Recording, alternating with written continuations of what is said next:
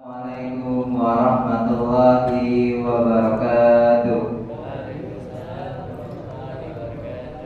Kurang semangat nih, ulang deh. Assalamualaikum warahmatullahi wabarakatuh.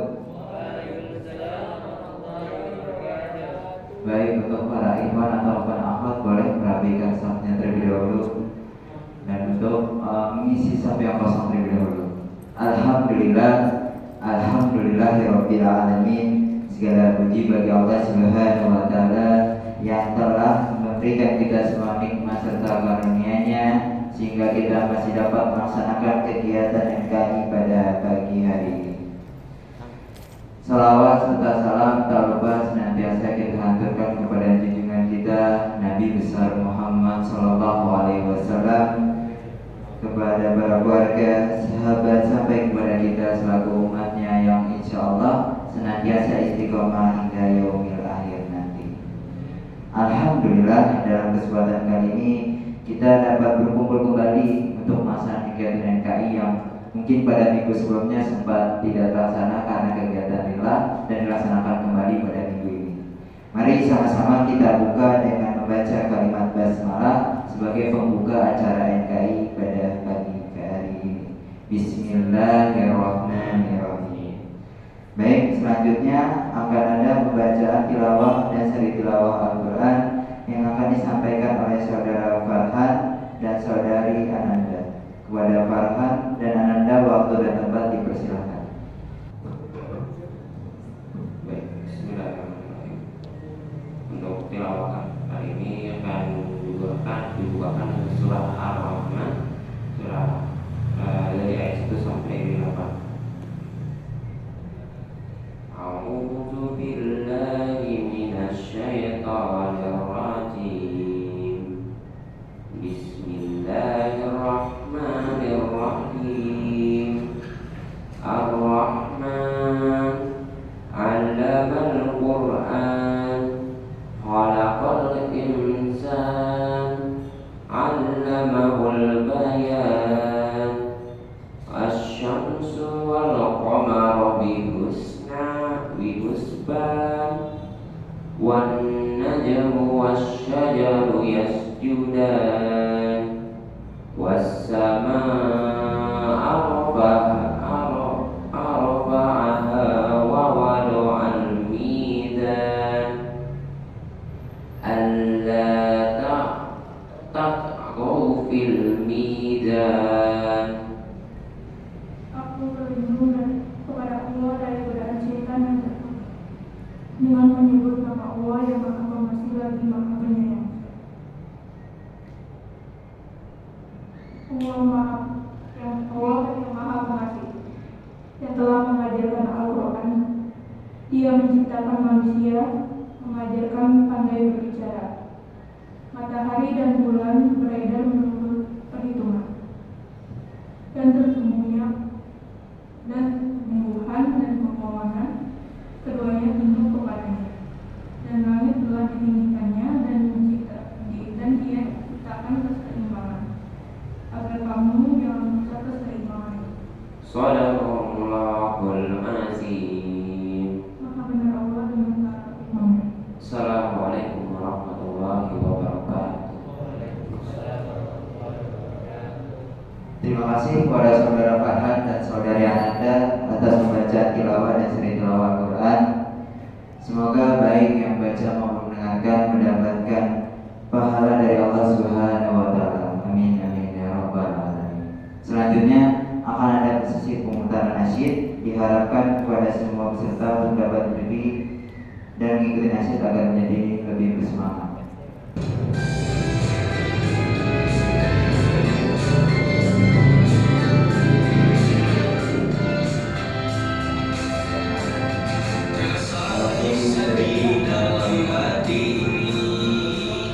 Ujian cobaan datang silih berganti, walaupun diri ini merasa tak mampu, hingga hatiku ini semakin merabu.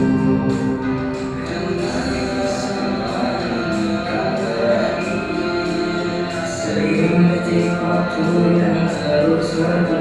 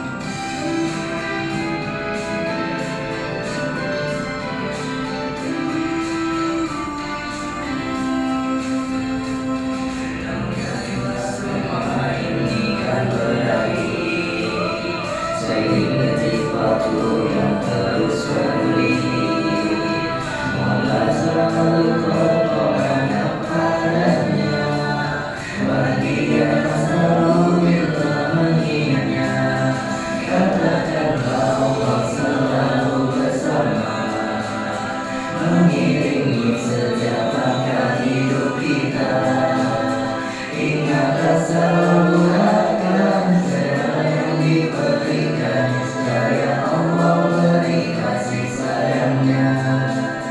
Dan teruslah memohon kepadanya, hindarilah dari berputus asa, karena Allah selalu ada semua hambanya. Syukurilah semua karunia-Nya, katakanlah Allah selalu bersama, mengiringi setiap langkah hidup kita. Ingatlah selalu akan segala yang diberikan, niscaya Allah beri kasih sayangnya.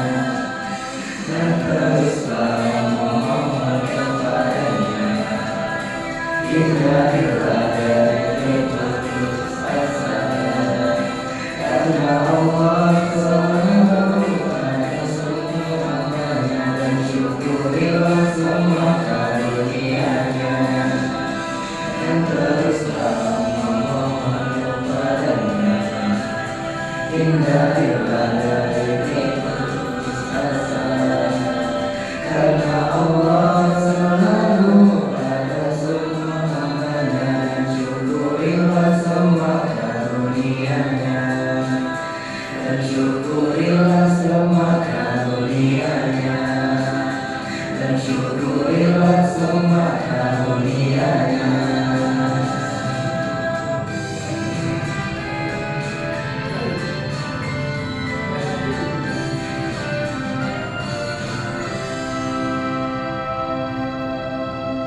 Alhamdulillah, terima kasih kepada semua peserta, dipersilakan untuk duduk kembali. Alhamdulillah teman-teman, kita sudah sampai pada inti acara KI pada hari ini, yaitu penyampaian materi. Buat teman-teman yang belum tahu nih, dalam kegiatan KI ini pada tanggal 4 Februari 2023 pada kegiatan NKI episode 34 dengan judul Memahami Indahnya Tauhid yang akan dibimbing oleh Bang Muhammad Gufron selaku pembicara. Sebelum dimulai nih, berikut ini beberapa biodata singkatnya pada pembicara NKI pada kali ini. Nama lengkap Muhammad Gufron SPSI, tahun tanggal lahir 30 Agustus 1998, email Muhammad Gufron 027@gmail.com, riwayat pendidikan S1 Psikologi Universitas Gunadarma, memiliki beberapa pengalaman tester IQ grafis, materi tentang tokoh psikologi dan motivator. Yuk, tanpa berlama-lama lagi, langsung aja mari kita panggilkan kepada Bang Muhammad Gufron. Waktu dan tempat kami persilakan. Assalamualaikum warahmatullahi wabarakatuh. Ini udah pada sarapan belum? Oh belum. Tadi pada bangun jam berapa? Tadi pagi pada bangun jam berapa? Jam 8. Ada yang bangun sebelum jam 8? Ada. Jam berapa kemarin? Yang awalnya ada yang awalnya? Ada. Jam berapa bangunnya? Jam 3.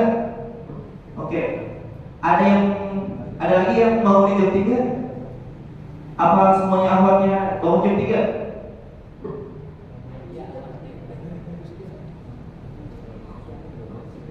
Yang di Ikhwan selain bangun jam 8, ada yang bangun lebih pagi lagi? Amat jam berapa Pak? Jam? 4:30. Oke, insyaallah ya. 4:30. Ada yang bangun jam 6? Ini yang jam 8 salat subuhnya aman? Aman. Oh ya, habis salat tidur lagi. Ya itu sebenarnya kebiasaan di ini ya, di waktu libur ya. Tapi jangan terlalu jadi pembiasaan. Baik, sebelum kita masuk ke materi, mungkin saya tidak akan menyampaikan materi ini secara mutlak. Jadi mungkin ada beberapa yang akan saya kaitkan ke sejarah. Kenapa seperti itu? Karena kalau misalkan teman-teman hanya memahami esensi dari tauhidnya tanpa ada pengaplikasiannya, maka teman-teman pasti akan lebih mudah bosan gitu. Dan materi ini setelah dibaca itu agak cukup berat. Nah mungkin kalau kita berbicara tentang tauhid, apa yang dipikirkan pertama kali oleh teman-teman?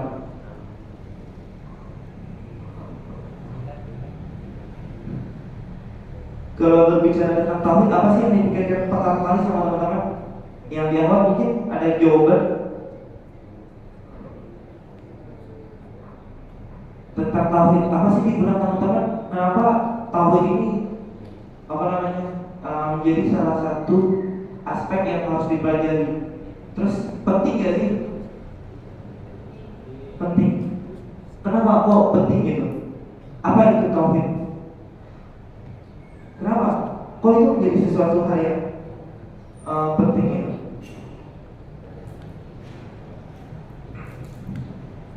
Oke, hari ini sebelum kita masuk ke tauhid, kita coba bermain analogi. Siapa namanya mas? Iya. Siapa? Reza.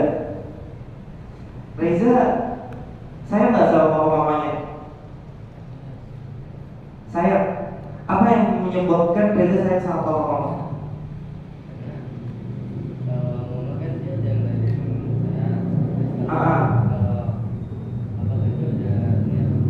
Kalau papa sudah memberi nafkah. Oke, itu apakah Reza sadar atau ada yang memberitahu? Sadar. Oke, sampingnya siapa namanya? Siapa? Ergi. Kayak nama ini ya, salah satu nama kayak Lukas. Ergi sayang sama papa mamanya? Sayang. Kenapa bisa sayang?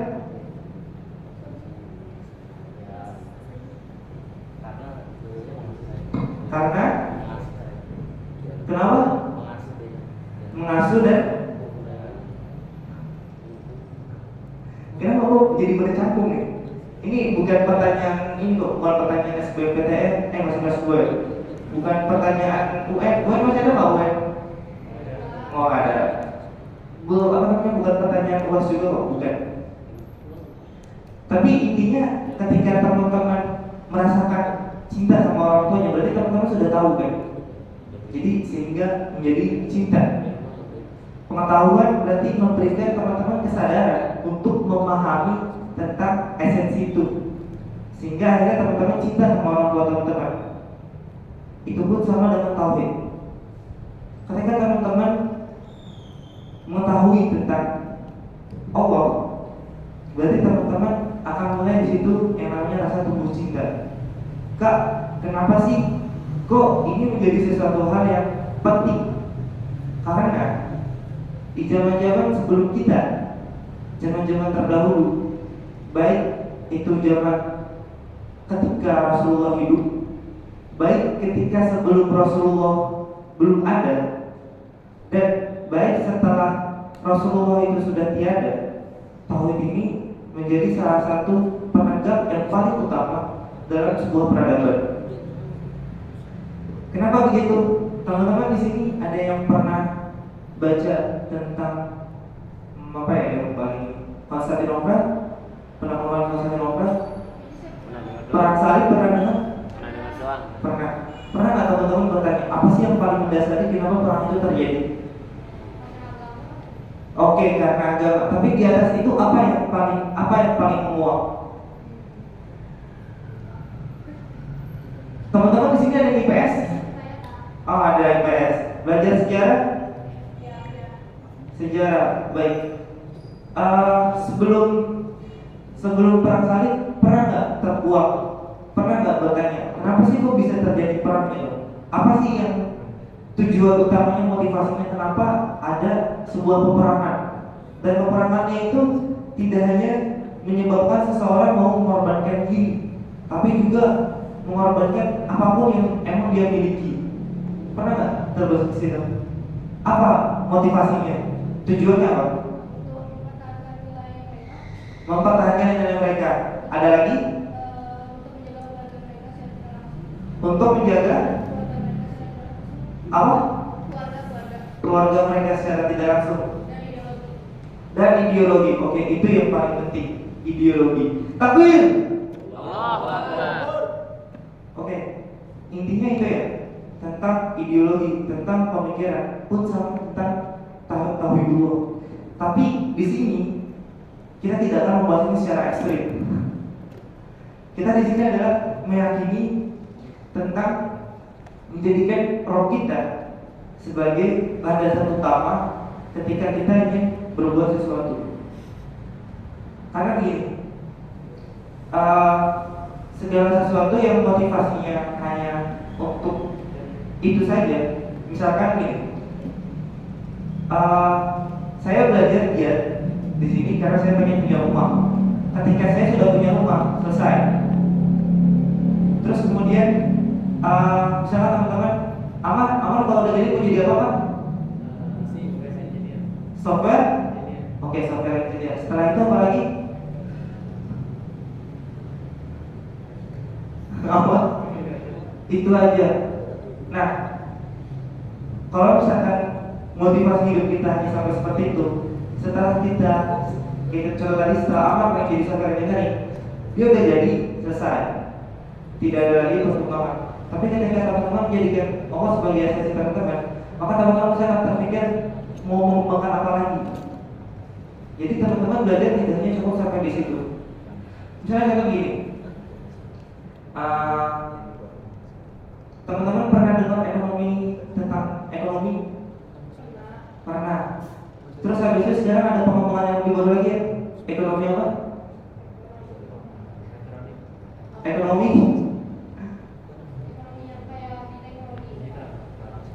digital. Itu berarti salah satu pengembangan.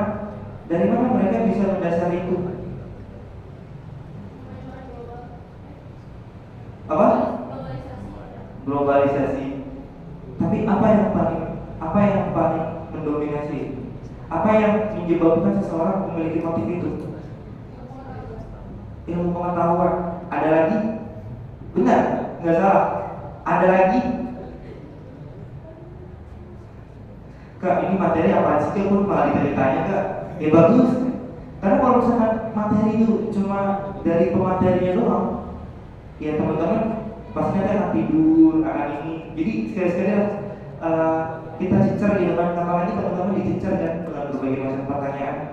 Ya siapa tahu kalau sidang skripsi, karena udah terbiasa menjawab pertanyaan jadi lebih mudah. Ya, apa yang paling mendasar itu semua? Tadi udah dijawab teman-teman kalian.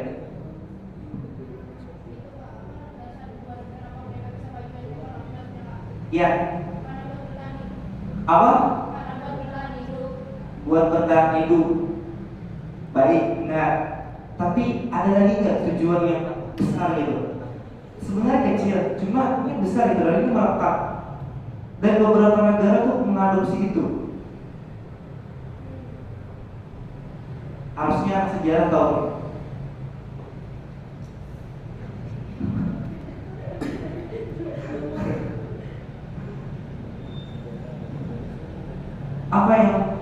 Apa yang menjadi motivasi utama? Kok bisa tumbuh seperti itu?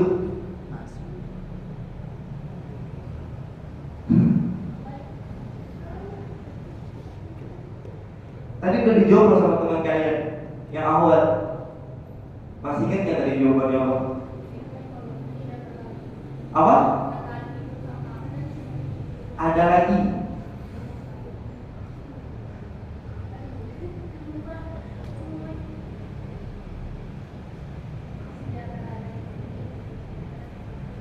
Apa?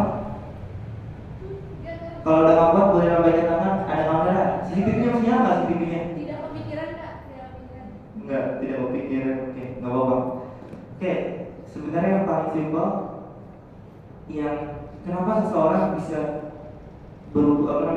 berusaha untuk mengembangkan diri, terus kemudian berjuang, itu adalah ideologi. Dan bahkan beberapa negara itu menganut ideologi. Salah satunya negara adidaya Amerika, ideologinya apa? Apa? Liberalisme. Tapi sebelum itu ada lagi nggak? Bukan.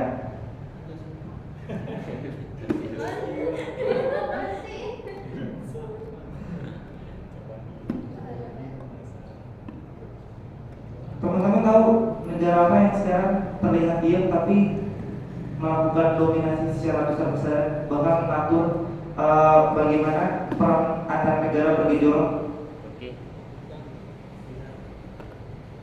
Cina justru ininya penjaranya. Apa?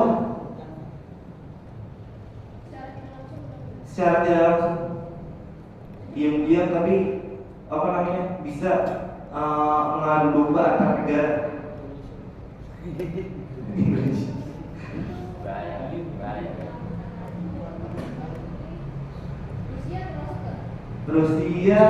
Rusia adalah korbannya yang diadu domba. Amerika tidak. Inggris ada lagi. Bisa jadi.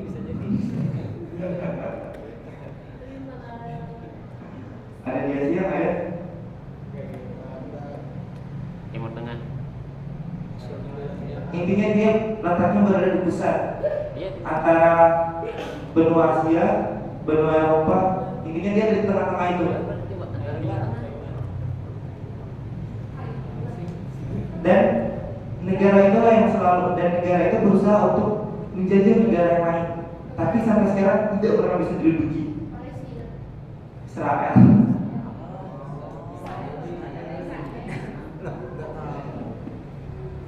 Teman-teman tahu kenapa akhirnya Israel itu bisa berdiri di antara negara Arab yang megah? Karena itu ya Pak dulu Nabi Musa lahir di situ. Nabi Musa bukan, tapi Nabi Musa disuruh hijrah ke situ.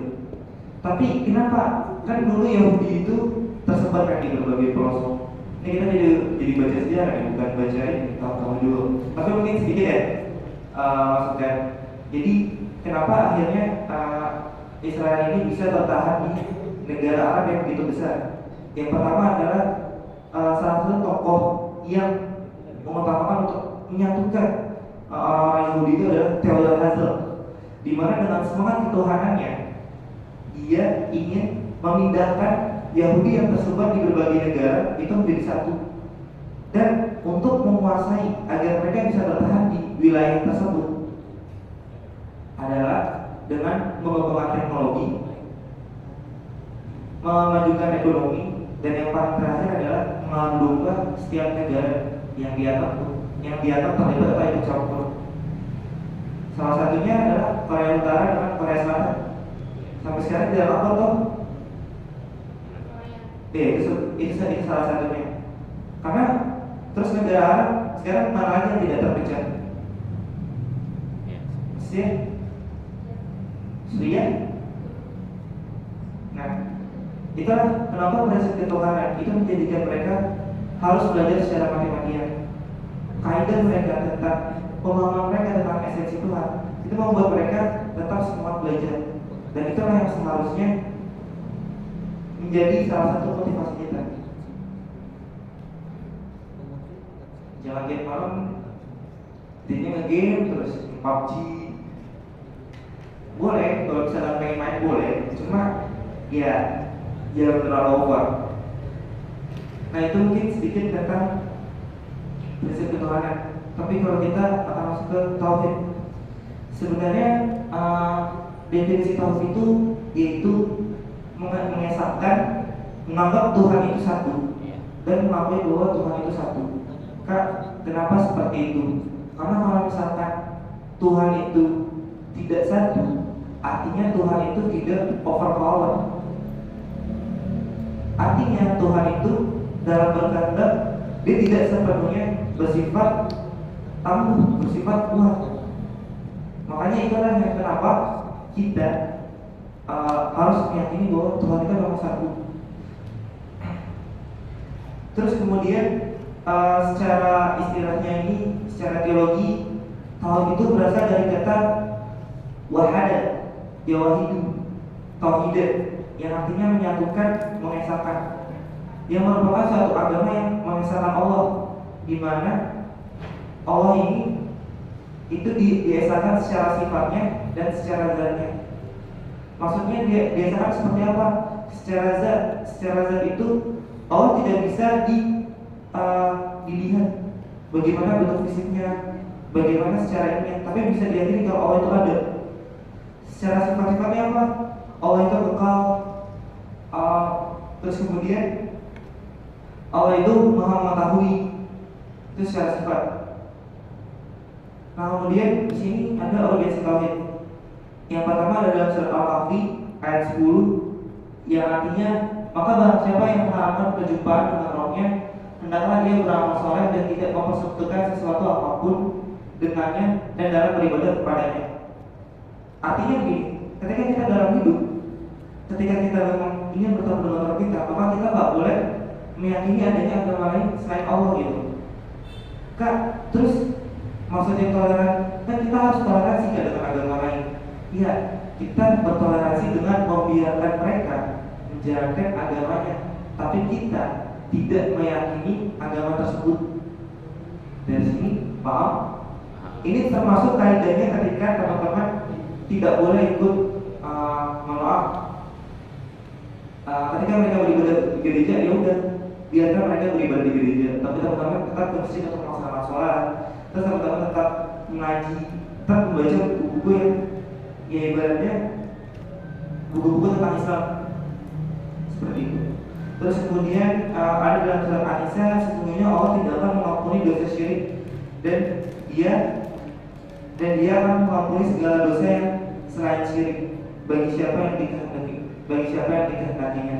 Pada dasarnya, ketika teman-teman melakukan dosa sebesar apapun, misalnya mohon maaf ketika teman-teman memfitnah, terus kemudian berbohong, atau bahkan teman-teman membunuh, atau bahkan teman-teman berzina, selama teman-teman masih melakukan taubat nasuha, itu teman-teman dosanya masih bisa untuk diampuni. Makanya salah satu ustaz, kalau salah Ustaz Khalid, mereka bilang gak apa-apa kalau misalkan kita melakukan maksiat secara terus-menerus dan kita melakukan taubat. Setidaknya dalam taubat itu kita berusaha untuk memohon ampun, dan meskipun kita tidak melakukan maksiat yang besar, kita tetap diharuskan untuk taubat sesering mungkin. Dengan tujuan apa? Dengan tujuan adalah ketika kita melakukan kesalahan, baik yang kita sadari maupun yang tidak kita sadari, baik yang kita lakukan secara sengaja maupun tidak sengaja, itu untuk mendapatkan ampunan dari Allah. Sekarang teman-teman bayangkan kalau misalkan teman-teman masih dalam keadaan berislam, tiba-tiba tahu teman-teman dicabut dan nauzubillah min dzalik gitu. Ternyata matinya tidak husnul khotimah tapi su'ul. Itu berarti berapa jenjang yang hal-hal yang sakit yang teman-teman dapatnya gitu. Mulai dari memasuki alam barzah, terus kemudian dibangkitkan kepada masyarakat, kemudian teman-teman harus melewati jembatan Siratal Mustaqim. Nah, itu salah satu manfaatnya ini. Setidaknya mungkin teman-teman untuk mendapatkan surga potensinya masih belum diketahui, tapi setidaknya teman-teman masih bisa menghindari dari azab-azab yang akan teman-teman lalui. Karena waktu itu Utsman pernah ada pada sini loh. Ketika Utsman mendatangi sebuah kuburan, lalu dia terduduk, kemudian dia menangis gitu. Kemudian dia ditanyakan, wahai Utsman, kenapa kau menangis? Bukankah engkau adalah salah satu orang yang dijamin untuk masuk surga gitu? Lalu kemudian Utsman menjawab, iya, Rasulullah menjamin saya ketika berada di akhirat. Tapi Rasulullah tidak pernah menjamin saya ketika berada di alam kubur. Artinya, sesosok Utsman aja yang memang sudah dijamin masuk surga, dia masih merasa takut. Apalagi kita yang tidak dijamin masuk surga. Seperti itu. Baik, ini ibadah dan muamalah. Nah, teman-teman tahu nggak sih? Teman-teman pernah dengar istilah ini nggak? Kalau misalkan kita berislam, kenapa kok kita nggak naik kota aja ya? Ada yang pernah dengar kata-kata itu Pak? Enggak. Oh, berarti itu udah di zaman kita dulu ya. Ayo kita dua pikir. Ya, jadi dulu pernah ada yang bilang kayak gini. Kalau misalkan kita harus mengikuti Islam secara saklek, kenapa kita kenapa kita sejak gigi tidak menggunakan siwak aja? Kenapa harus menggunakan pasta gigi? Kenapa kita kalau berjalan-jalan biar naik kota aja? Kenapa kita harus menggunakan mobil? Oke, tapi ada lagi nggak yang mendasar? Setelah di balik itu?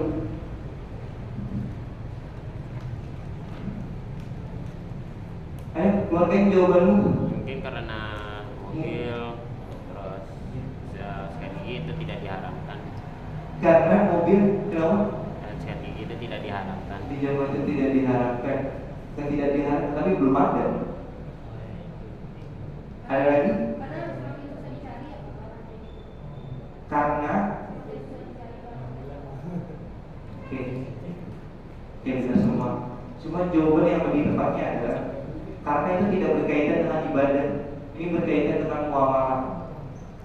Kalau misalkan dia teman-teman mengendarai mobil terus menggunakan pasta gigi, itu hakikatnya adalah muamalah. Apa yang membedakan antara ibadah dengan muamalah? Ibadah adalah sesungguhnya ibadah adalah segala sesuatu yang dilarang kecuali memang sudah Allah perintahkan. Sedangkan muamalah hukum dasarnya adalah boleh, tapi kecuali segala sesuatu yang sudah dilarang. Kayak misalnya begini, Allah sudah memerintahkan kita sholat 5 waktu. Berarti kalau misalkan kita menambah waktu lagi, itu nggak boleh. Yang wajib ya. Kalau yang sunnah kayak sholat duha, sholat tahajud, sholat sunnah qobliyah ba'diyah itu boleh. Tapi tidak terhitung tidak termasuk jadi sholat yang wajib. Terus kemudian apalagi? Misal sholat zuhur berapa rakaat? 4. Kenapa gara-gara begitu dijawabin? Sholat kan? Sholat Pak. Kenapa gara-gara begitu jawabnya? Sholat kan? Sholat. Jangan gara-gara begitu jawabnya. Enggak akan jawaban kok, enggak akan gigit. Nah, pada dasarnya misalnya kita masuk zuhur. Salat zuhur itu kalau misalnya 4 rakaat, ya cukup 4 rakaat. Nggak boleh tambahin, nggak boleh dikurangi jadi 3 rakaat atau jadi 5 rakaat, itu nggak boleh. Terus misalnya zakat fitrah berapa persen?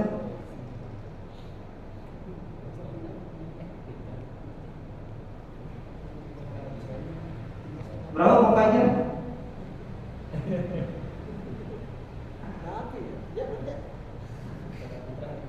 Berapa Pak Fajar? Berapa Bang Ilham? Ilham belum dengar Pak pertanyaannya, mungkin bisa diulang. Zakat fitrah berapa persen? Zakat mal berapa persen? 2,5%. Tapi di Indonesia baca berapa persen?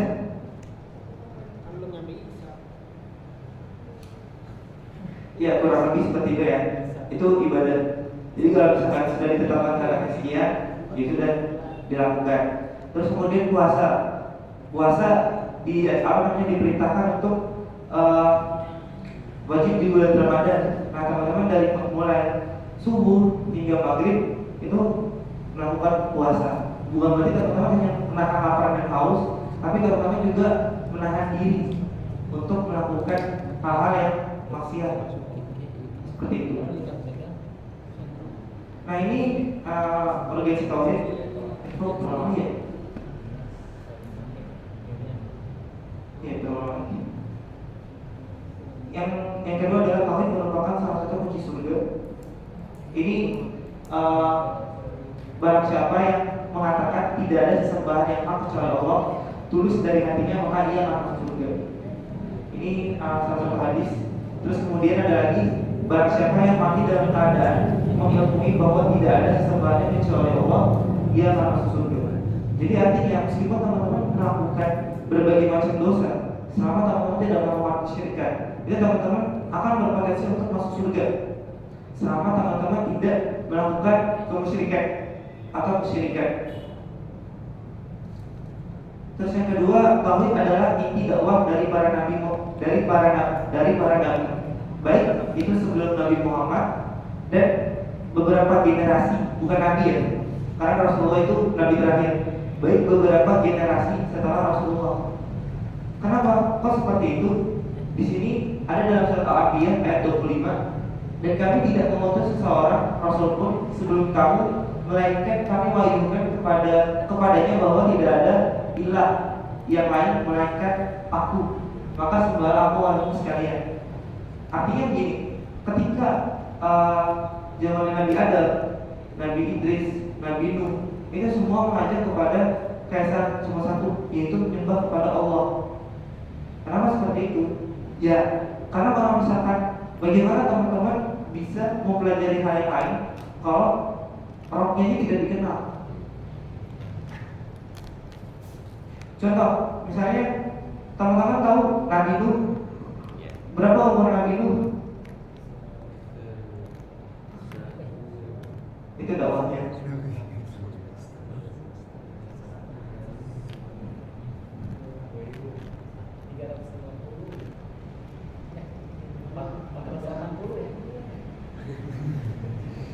Apa itu pada tahun dulu?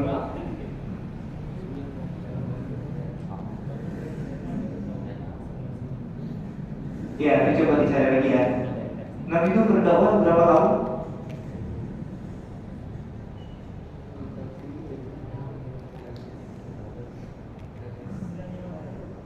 Berapa? Baik, Masya Allah. Takbir! Allahu Akbar. Baik, Nabi itu berdakwah 950 tahun. Oke, berapa pengikutnya Allah Nabi Nuh yang akhirnya mengakui bahwa hanya Allah satu-satunya Tuhan? 80 berapa? 80 berapa?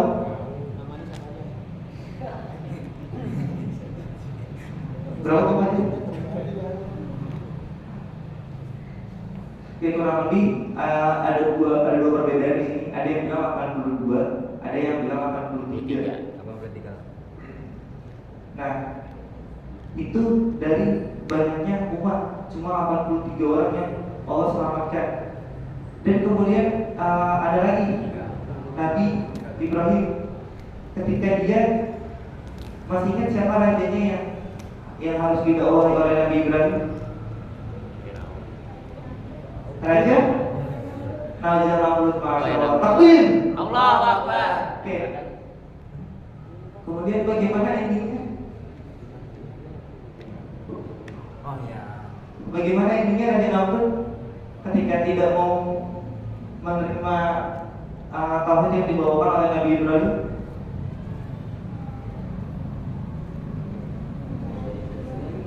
Kenapa? Oke, dibakar dulu. Tapi gimana endingnya setelah Raja Namrud melakukan ini, ending kematiannya? Apa? Nabi Ibrahimnya kebal. Tetapi Raja Namrudnya apa yang terjadi?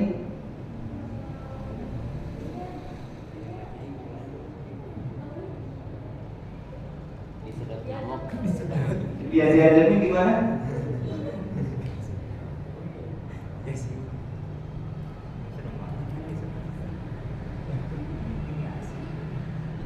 Oke, teman-teman, ketika melihat Raja Namrud jangan dibayangkan sebagai kepala negara, cuma sebagai kepala negara, bukan.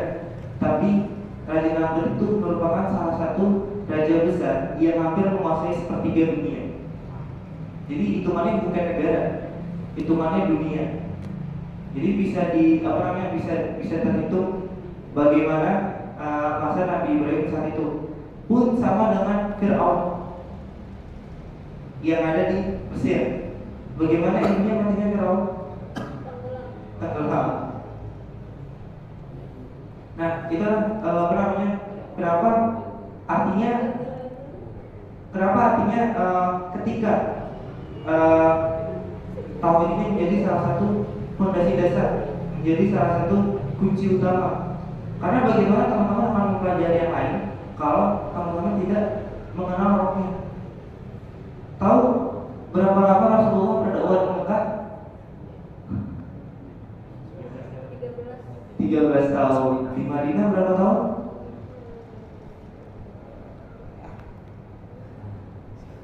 Di Madinah berapa tahun?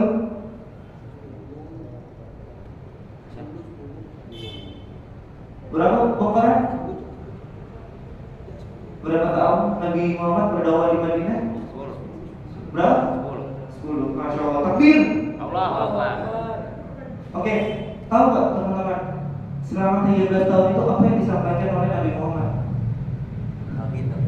Tauhid. Oke, apa yang terjadi? Bagaimana metodenya yang digunakan? Bagaimana cara yang digunakan Rasulullah berdakwah? Berdakwah secara diam-diam. Terus kemudian setelah itu secara terang-terangan. Oke, insya Allah ya. Takbir. Allahu Akbar. Oke, artinya begini. Rasulullah aja yang memiliki, yang dianggap sebagai manusia yang paling sempurna, itu membutuhkan dakwah 13 tahun. Dan apa yang disampaikan? Yang disampaikan cuma satu: beribadah kepada Allah. Menyembah hanya, bukan beribadah, menyembah hanya kepada Allah. Menyembah kepada Allah aja itu membutuhkan waktu 13 tahun. Terus kemudian setelah berhijrah, barulah Islam pertama kali menjadi sebuah negara. Islam kemudian memiliki sebuah ekonomi, jual beli. Terus kemudian ada politik. Artinya sebegitu pentingnya tauhid dalam hidup kita, sehingga Rasulullah itu ketika berdakwah membutuhkan waktu selama itu. Apalagi dulu ketika zaman-zaman masa kompeni, itu nanti ada sejarahnya. Silakan yang tidak diperdalam sejarahnya seperti apa. Terus kemudian yang selanjutnya dakwah tauhid merupakan prioritas utama. Di sini ada di hadis riwayat Bukhari dan Muslim nomor 7372 dan nomor 19. Ketika Nabi Shallallahu Alaihi Wasallam mengutus Muaz ke Yaman, Rasulullah bersabda padanya, sesungguhnya engkau akan mendatangi sebuah kaum ahlul kitab, maka hendaknya yang kau dakwakan pertama kali adalah agar mereka mentauhidkan Allah Taala. Jika mereka telah memahami hal tersebut, maka kabarkan kepada mereka bahwa Allah mewajibkan kepada mereka sholat 5 waktu dalam sehari semalam. Jika mereka mengerjakan itu, maka kabarkan kepada mereka bahwa Allah juga mewajibkan kepada mereka membayar zakat dan harta mereka diambil dari orang-orang kaya di antara mereka dan diberikan kepada orang-orang yang fakir. Jika mereka menyetujui hal itu, maka ambillah zakat harta mereka, namun jauhilah dari harta berharga yang mereka miliki. Artinya begini, ketika Rasulullah menemui ahli kitab, yang pertama yang diberikan pemahaman adalah tentang mengesahkan kepada Allah dulu, tentang pemahaman kepada Allah dulu. Kalau misalkan mereka nggak paham, gimana mereka mau melakukan hal yang lain seperti perintah sholat, kemudian perintah zakat, kemudian perintah puasa. Dan ketika melakukan zakat pun mereka juga dibatasi hanya memberikan sebagian atau sedikit dari penghasilan yang mereka punya, bukan jumlah harta yang mereka miliki. Artinya zakat ini tidak memberikan sebuah pemaksaan, maksudnya penarikan dana secara mutlak, tapi memberikan sesuai dengan kemampuan, sesuai dengan kapasitas yang dimiliki oleh pemilik harta tersebut. Dan tujuannya juga mulia, untuk membantu orang-orang yang fakir di antara mereka. Nah, kalau misalkan pemahaman mereka tentang Allah saja tidak benar, kurang, bagaimana mereka mau memahami yang lain? Seperti halnya teman-teman melakukan mengaji. Mungkin ada Ustaz Anas yang akan mengajar gitu kan. Salah satunya ada Ustaz Ahmad juga. Nah, bagaimana teman-teman bisa memahami esensi itu kalau misalkan teman-teman tidak memahami Allah Subhanahu wa Ta'ala? Makanya itu penting buat teman-teman untuk mengenal Allah, mempelajari sifat-sifatnya, dan memahami esensinya. Kenapa itu menjadi sebuah kewajiban utama bagi kita untuk menyembah kepada Allah. Hari ini kita bisa lihat betapa turunnya peradaban kita, salah satunya di Indonesia. Contoh yang paling nyata, kalau teman-teman mungkin bekerja di psikiater, di psikolog yang terjun untuk yang di rumah sakit kejiwaan, teman-teman akan menemukan banyak orang yang depresi, banyak orang yang mengalami stres, bahkan nauzubillah, banyak orang yang mengalami gangguan kejiwaan dan sampai gangguan ke dalam mental. Kenapa? Karena mereka tidak meyakini bahwa mereka tidak sendirian. Mereka tidak meyakini bahwa di dalam setiap kesulitan mereka ada Allah yang selalu menyertai mereka. Itu salah satu kuncinya. Nah, ini kita bisa temukan. Bahkan yang lebih sakit, kasus bunuh diri, bukan kasus orang depresi itu semakin banyak. Alhamdulillah kita belum sampai kayak di Jepang yang bunuh dirinya ekstrim. Bahkan di Korea Selatan bunuh dirinya lebih ekstrim lagi, mengalahkan Jepang sekarang. Coba cari di jurnal. Oke, di sini ada macam-macam tauhid.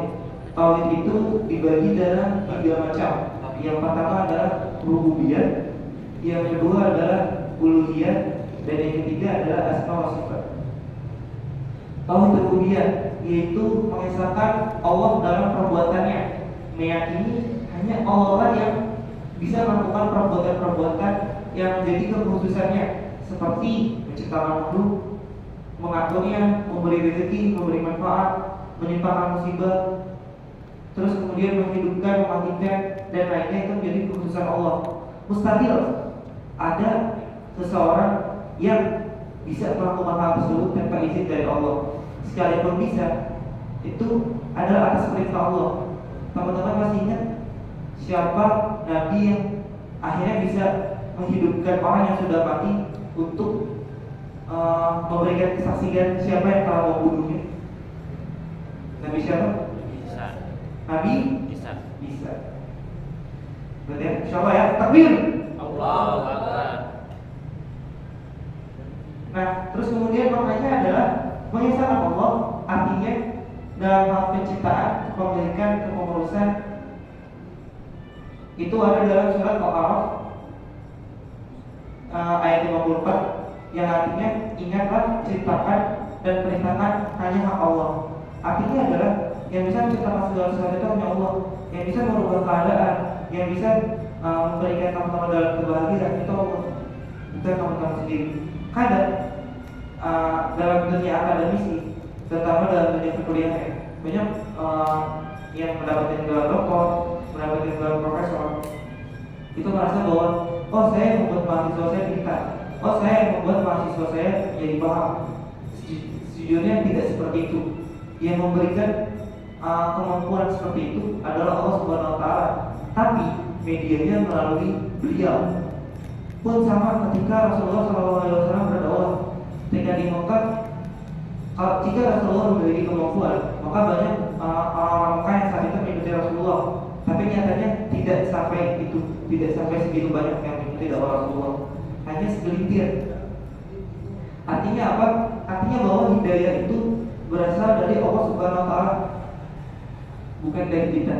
Jadi misalkan nih, bang, saya capek bang ngikutin adik saya, kok dia nggak sholat dulu ya bang? Bang, saya capek ngikutin adik saya, kok dia nggak mau mati hijab terus ya bang?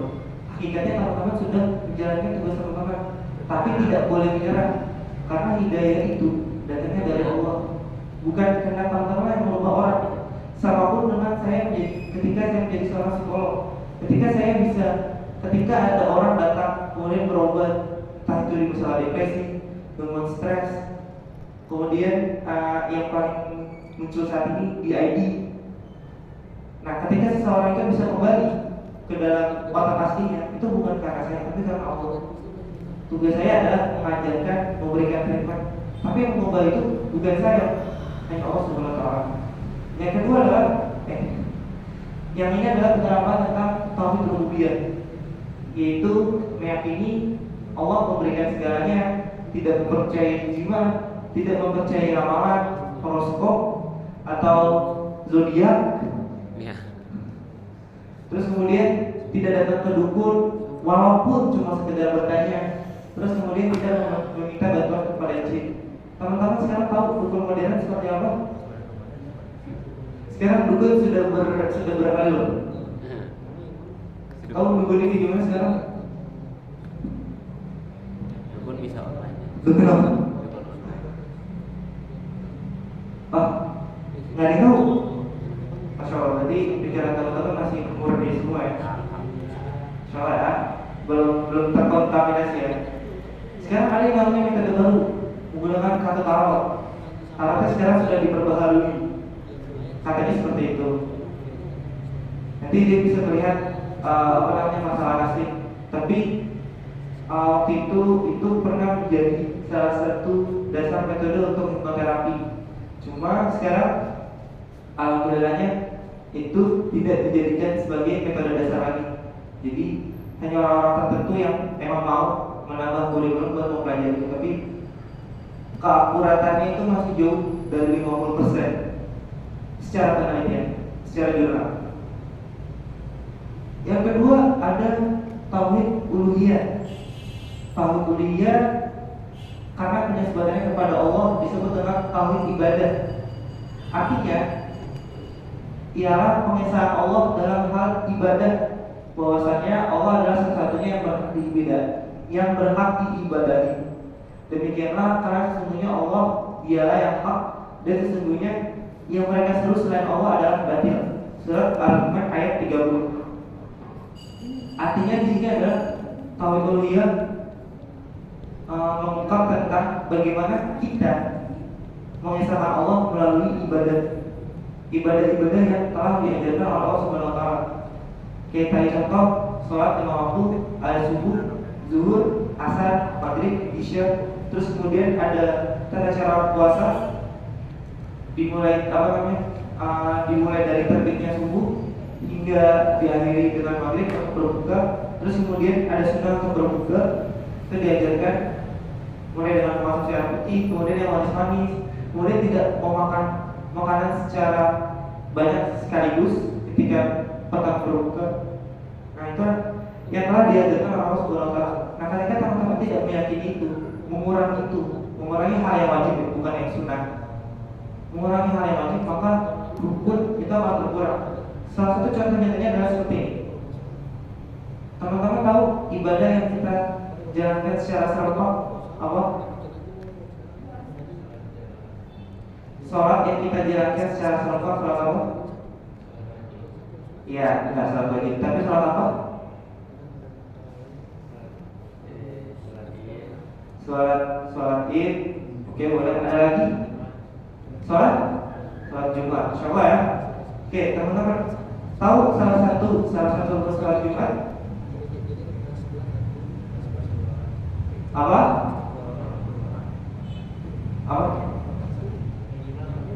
Minimal 40 orang. Selain itu ada lagi? Benar. Ada lagi?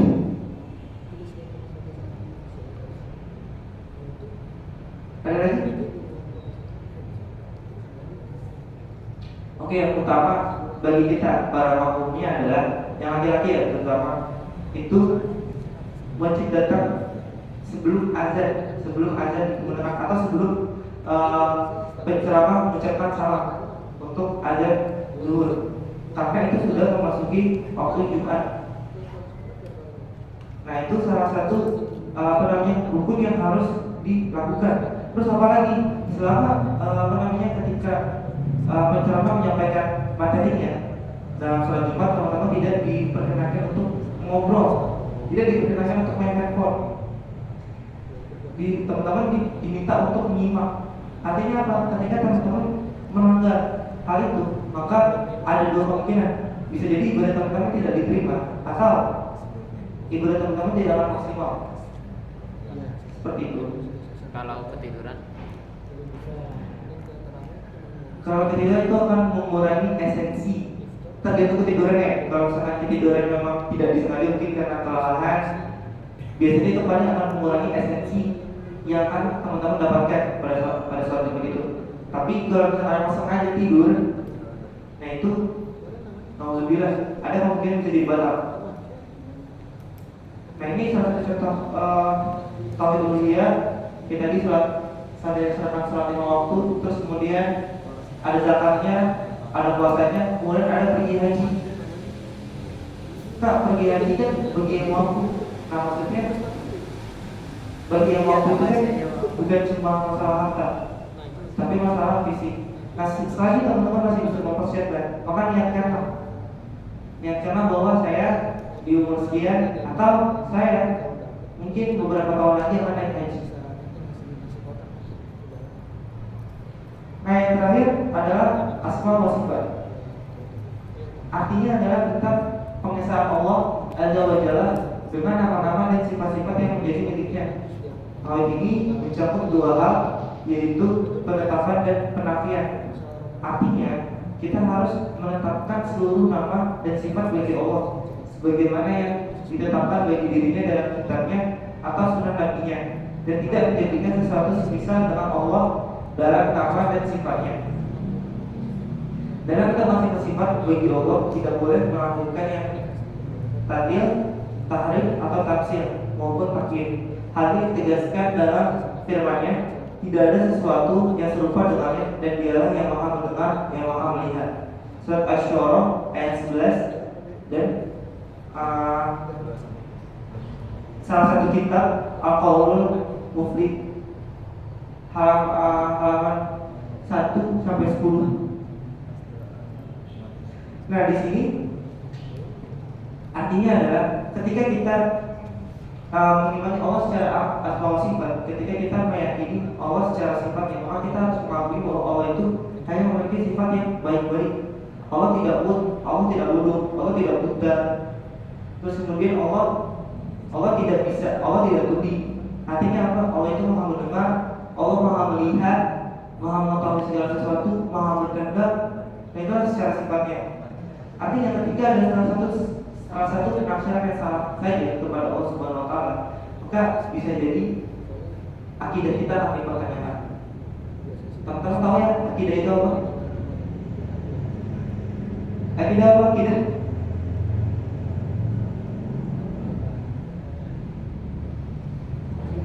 Akidah apa?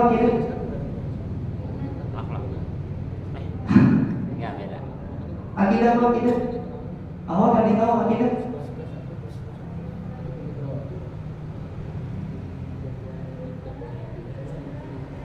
Akidah apa akidah? Pendirian, ada lagi? Apa? Oke, Masya Allah. Takbir. Allahu Akbar.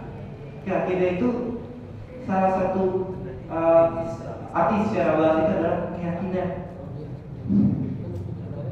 Nah itu gimana kalau misalkan teman-teman keyakinannya masih ragu gitu? Jangan-jangan selama ini teman-teman jangan sampai bilang benar ya. Jangan sampai kita ragu gitu, wah jangan-jangan Allah benar ada nggak ya?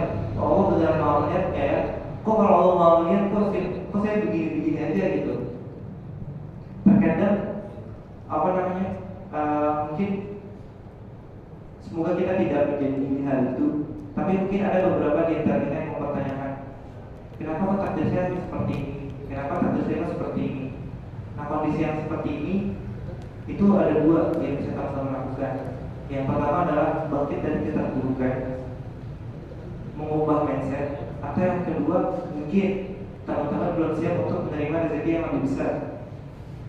Bang, maksudnya belum siap menerima rezeki yang lebih besar gimana Bang?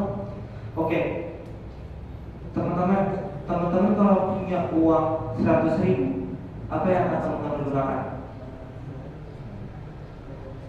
Bagaimana teman-teman menghabiskan uang 100.000? Buat beli apa? Beli makan. Ada lagi? Makan apa dong? Secara spesifik. Makan apa? Makan bakso.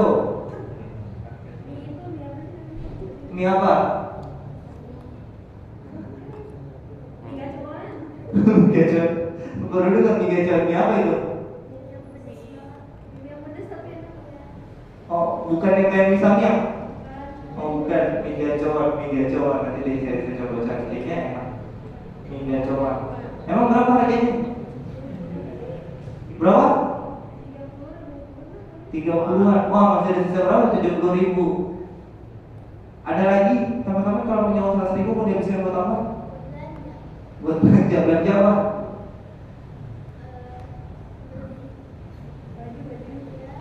Apa? Belanja apa? Baju? Belanja hijab, memang belanja hijab ada yang harganya 100.000 bukannya 200 ke atas ya? Oh banyak? Oh, berarti saya mainnya kurang jauh. Oke, sekarang kalau teman-teman punya uang 1 juta, teman-teman pakai buat apa? Teman-teman kalau dapat uang 1 juta, teman-teman habiskan buat apa? Buat beli sepeda. Beli sepeda. Sepeda bukannya yang sepeda di Sudirman itu bukan rata-rata 500 ke atas. Iya, harus benar habis. Ditabung. Ada lagi? Awal?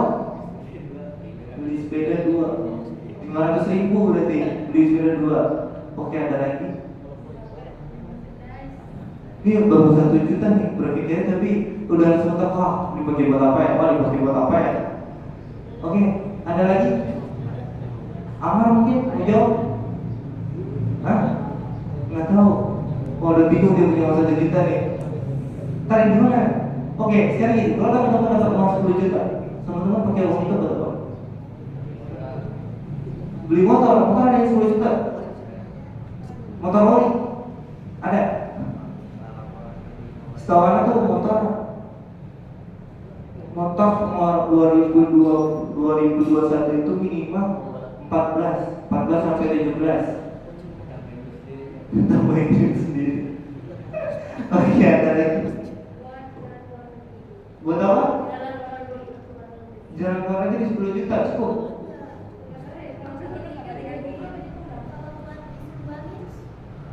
Sumbangin buat apa nih?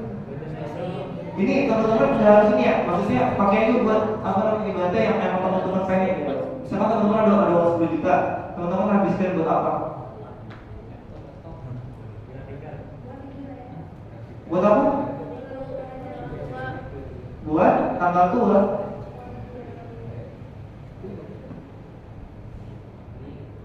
Ada lagi? Oke, misalnya yang terakhir, teman-teman dapat uang 100 juta, teman-teman pakai buat apa? Apa? Haji. Oke, Masya Allah. Ada lagi? 100 juta. Beli rumah ada yang 100 juta. Di mana tuh? Beli tanahnya dapatnya ya 100 juta. 100 juta daerah seperti Bekasi. Enggak, Bekasi udah sulit. Bekasi berarti daerah Jawa, berarti daerah Jogja. Beli tanah. Ada lagi? Ada lagi mau dipakai buat apa? Berarti teman-teman Masya Allah ya, pikiran visioner semua ya. Mas RI, kalau punya uang 100 juta mau dipakai buat apa?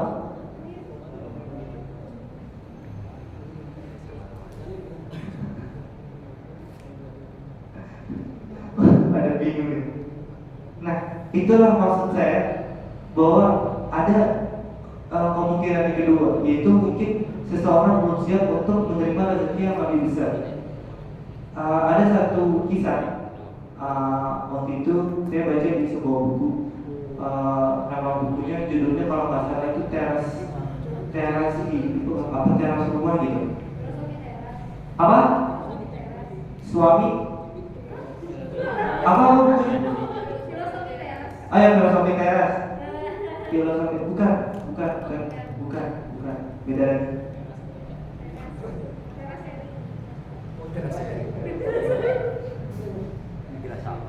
Bukunya ada teras-terasnya tapi bukan itu. Filosofi teras itu juga bagus kalau teman-teman baca. Itu jadi dia itu kisahnya tentang ada seorang guru, dia kemudian dapat warisan 1 T, tapi triliunan itu bukan rupiah. Kalau triliun rupiah kayaknya masih agak kecil, ini dolar. Dan teman-teman tahu apa yang dia dapatkan ketika mendapatkan uang itu? Dia pertama kali adalah dia bingung, dia mau menghabiskan uang itu buat apa.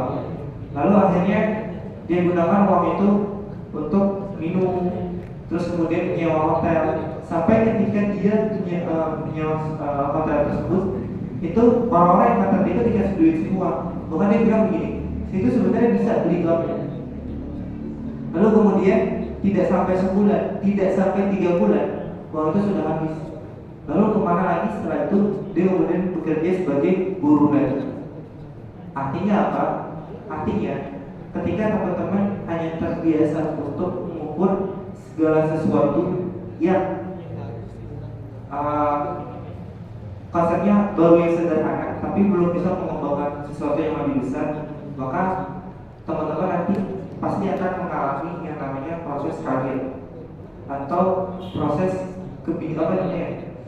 stuck. Apa sih namanya stuck? Aduh ya Allah, saya lupa lagi bahasa psikologinya. Bukan stuck. Aduh, nanti kalau masuk psikologi nanti belajar sendiri. Saya lupa. Nah, kondisi tersebut adalah ketika teman-teman yang biasanya mengolah uang secara sederhana, tapi ketika diberikan uang yang lebih besar, teman-teman akan bingung mau menghabiskan buat apa. Akhirnya teman-teman melakukan pelarian yang lain. Kayak misalnya gini, ada orang yang seminggu biasanya dia mengelola uang 100.000. Nah, ketika dia diberikan 500.000, dia pasti akan bimbang uangnya mau digunakan untuk apa. Orang yang paling bijak secara sederhana, dia akan menggunakan itu untuk menabung. Tapi orang yang lain, dia mungkin akan bisa membeli alat atau misalkan mengubah menginovasi, mungkin entah itu dia yang biasa menggunakan jalan kaki kemudian jadi sepeda sehingga lebih terakomodasi. Nah, itu lain-lain tergantung dari penggunanya secara bijak. Tapi jika orang ini tidak bijak, maka dia bisa menggunakan untuk hal yang lain. Misalnya, teman-teman pernah tahu kisah ojol online. Oke, kalau ojol online, dia biasanya dapat uang, misalnya sehari 100.000. 100.000 itu biasanya digunakan 30.000 buat bensin, terus kemudian sisanya untuk rokok, kopi, dan buat istri di rumah. Tetapi misalnya dia tiba-tiba dapat omset dengan 1.000 gitu. Nah, kemudian nanti dia akan mengalami kondisi itu, dia akan rokok, terus kemudian dia akan stok rokok buat di jalan. Nah, itulah kondisi ketika seseorang tidak bijak. Memang kondisinya adalah saya lupa. Jadi kondisi di mana seseorang ketika dia terbiasa mengolah hidup yang sederhana, saat dia mendapatkan sesuatu yang lebih besar, dia akan ada dalam posisi tidak tahu mau menggunakannya untuk apa. Nah, itu mungkin sedikit sharing tentang tauhid. Mohon maaf, esensi tauhid yang mungkin saya sampaikan agak lebih sederhana. Takutnya jika lebih spesifik dan detail, teman-teman akan pusing. Baik, dari sini apakah ada yang mau ditanyakan? Diserahkan dulu ke MC ya? Diserahkan dulu ke MC, tanya jawab baru? Atau gimana? Atau langsung dari pemateri? Langsung aja. Ini sampai jam berapa? Jam 11. Ada Diko ya hari ini? 2 menit lagi ada yang mau ditanyakan?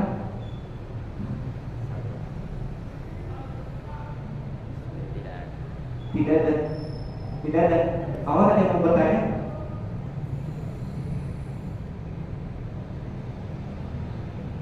Oke, jika tidak ada, review sedikit ya. Tadi tauhid itu apa? Keesaan Allah. Mengesahkan Allah. Ada berapa? Ada berapa macam tauhid? 3 apa aja? Rububiyah, uluhiyah, Astagfirullah. Oke, masya Allah. Takbir. Allahu Akbar. Oke, mungkin itu aja dari anak. Semoga teman-teman tidak hanya stop belajar sampai di sini, tapi teman-teman juga terus mengembangkan pembelajaran teman-teman. Karena boleh jadi hari ini teman-teman yang jadi pembelajar, tapi bisa jadi di masa yang akan datang teman-teman tidak hanya sebagai pembelajar, bisa jadi teman-teman adalah sebagai salah satu pengisi, entah itu pemateri, entah itu dosen, entah itu direktur. Kita kali tahu depannya. Kurang lebihnya saya mohon maaf. Wabillahi taufiq wal hidayah. Assalamualaikum warahmatullahi wabarakatuh. Waalaikumsalam. Syukran jazakumullah kepada Bang Muhammad Gufron yang telah menyampaikan materi yang insya Allah akan sangat bermanfaat untuk kita semua. Baik teman-teman, karena sudah di akhir acara, kita akan menutup acara ini dengan membaca istighfar sebanyak-banyaknya. Astagfirullahaladzim, astagfirullahaladzim, astagfirullahaladzim. Tak lupa juga mengucapkan hamdalah, alhamdulillahirabbil alamin, dan disempurnakan dengan doa kafaratul majelis. Subhanallahumma wa bihamdika asyhadu an la ilaha illa anta astaghfiruka wa atubu ilaik. Saya selaku MC kami undur diri. Wassalamualaikum warahmatullahi wabarakatuh.